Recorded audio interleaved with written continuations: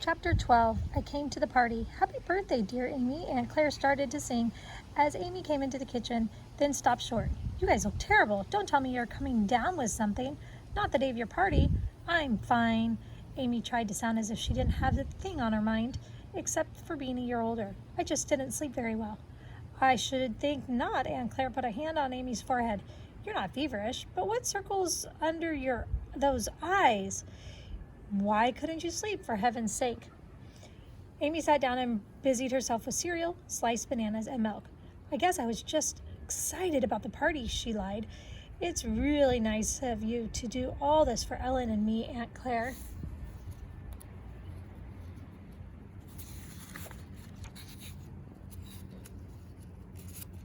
Okay, this isn't easy to turn pages with one-handed.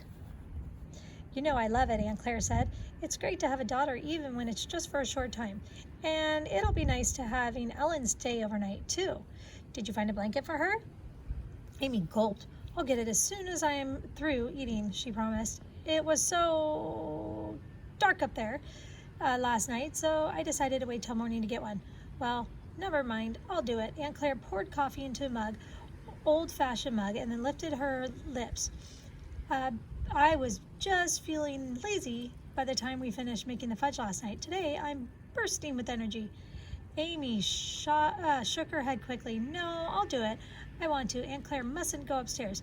She'd find the house uncovered and opened and be certain Amy had done it. I should have called her to the attic to see what I saw last night, Amy thought for the 100th time, but she had been too frightened then to think clearly. All she wanted was to get out of the attic as fast as possible. As soon as breakfast was over, Amy went upstairs and collected her school books from her room. She laid the books and her notebook in a neat pile on top of the stairs, and then, taking a deep breath, she marched to the attic door and opened it. Sunlight streamed through the dusty windows above her. She climbed the stairs slowly, wishing at every step that she didn't have to go through with this, wishing she were 1,000 miles away. When she reached the top, she opened the metal chest quickly and took out a neatly folded blue blanket. Amy! It was Aunt Claire calling from the lower hall. Shall I come up to help you? Is the latch on the chest hard to open? No! Amy shouted. You don't need to come. I'll be down in a minute. As soon as I do one other thing. She had to close the dollhouse. No matter how frightened she was, she couldn't take a chance at Aunt Claire's finding the house open. She slipped out of her shoes and tiptoed across the floor to the dollhouse corner. The sheet still lay in a heap. The box that had held the dolls was open. Only the girl doll was inside. Amy forced herself to look into the house. The grandfather doll was upstairs in the bedroom again, laying across the bed the way she and Aunt Claire had found him 2 nights ago. The grandmother was back in the parlor facing the bookshelves that were built across the wall. Amy's stomach churned over and she wondered if she was going to be sick. The grandmother doll, in its blue dress, had been moving in the parlor the night before, or had it been moved by hands no one could see? Try to make Aunt Claire believe that. Shakily, Amy reached around the grandmother doll and loosened the latch on the wood closet next to the fireplace. The tiny door opened, revealing a boy doll inside. Amy jumped back as if she'd been stung. With a sweep of her hand, she slammed shut the front of the house, hiding the dolls from view. Then she scooped up the sheet and dropped it over the roof.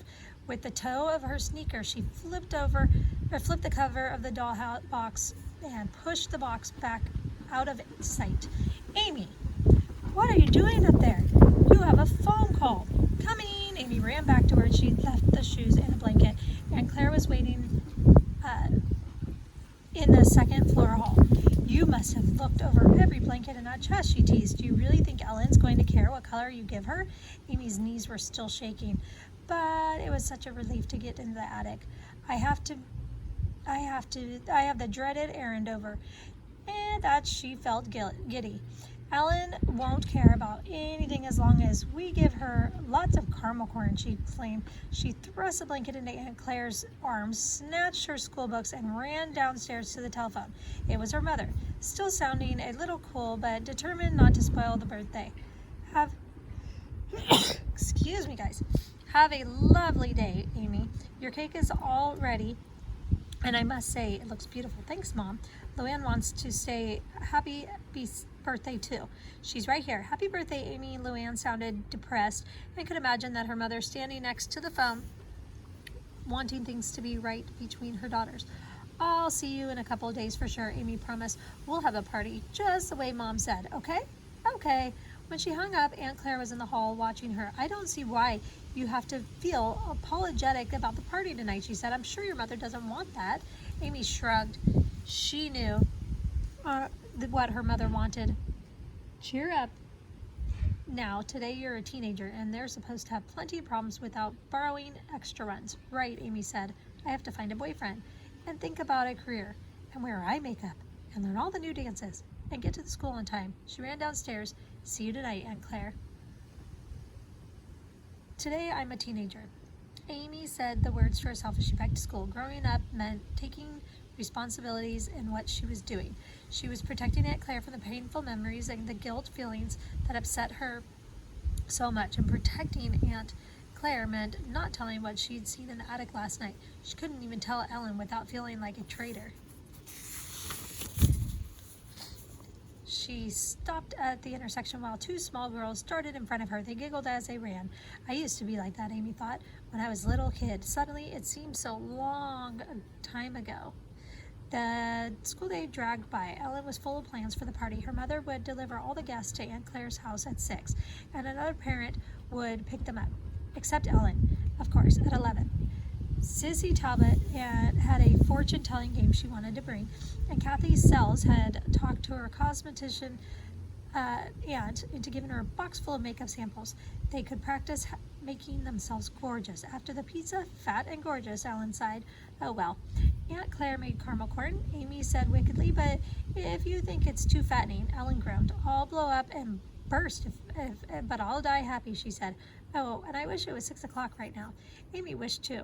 But when the bell finally rang, ending her last class for the day, she was glad there were a couple of hours left for the final preparations. The pizza should be all ready to pop into the oven when the girls arrived. Amy had never made pizza, but she intended to watch Aunt Claire carefully and learn. Next time, she'd be able to do it all herself. She rode her bike home and from school, hoping her father would be at Aunt Claire's with a cake. When she turned into the yard, she missed him, perhaps because he always seemed like an island of calm in the midst of the storms that marked her relationship with her mother. Aunt Claire came out on the back porch and stood while Amy wheeled her bike into the garage. Did Dad bring the cake? Her aunt nodded. About an hour ago. He was sorry to miss you. She came down the steps with an odd expression on her face. What's the matter? Amy demanded. He's okay, isn't he? He's fine, Aunt Claire said.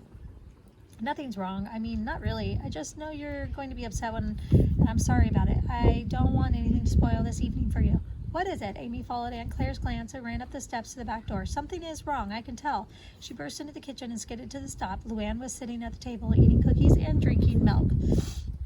Hi, Amy, she smiled brightly through a milky mustache. I came to the party. Amy felt Aunt Claire's hand on her shoulder. It was an emergency, she said. Do you remember your mother's friend, Barbara? She lives in Sun Prairie, just outside Madison. She called around noon today and asked your mother if she could come help her for the day or two. Her husband must have surgery, very unexpectedly. And there are 2 small children. She stopped for a breath. Your mother felt she couldn't say no, particularly since your father was driving out that way this afternoon. They tried to get Miss Peck to take Luann for the weekend, but she's going with her granddaughter and a family to take Lake Cottage for a couple of days. There was just no other way. Mom could have taken Luann with her, Amy said. She could have done that if she wanted to. Aunt Claire didn't argue. I know how you feel. No, you don't. I came to the party, Luann repeated, but timidly now. She was watching Amy's expression. Mom said I could. Dad and I brought the birthday cake. Look at it, Amy. She pointed to the big box on the counter. Amy went over to the box. The cake was pale yellow with roses and clusters around the delicate green script. Happy birthday, Amy and Ellen. There was a 13 below the words. It was a beautiful cake, Aunt Claire said. Your mother must have worked on it for hours. Amy's eyes blurred with tears. She hated the cake. It was a bribe to make Amy let Luann come to her party. I bet there's nothing wrong with Barbara's husband, she said. I bet he'd be surprised if he found out she's supposed to be in the hospital. Oh, Amy, Aunt Claire sounded shocked. You don't really believe that. Yes, I do. My mother doesn't care what I want, ever. Luann's face crumpled. I want to go home, she whimpered. I don't like it here. You're mean, Amy. Girls, Aunt Claire looked helplessly from one to the other. It's going to be all right. She tried to put her arm around Amy's shoulder, but Amy pulled away. Then she went to Luann, circling her warily as if she were from another planet. If we can all just calm down for a minute, she pleaded. Let's talk this over like grown-ups. Amy ran out of the kitchen and up the stairs to her bedroom. She didn't want to calm down. She didn't want to grow up and be reasonable and take responsibility, not if it meant taking care of Luann every day of her life. She was shaking with anger and something else, a feeling too dark to cope with in front of everyone else. For she had suddenly realized it wasn't just the birthday cake she hated. At that moment, she hated her mother too.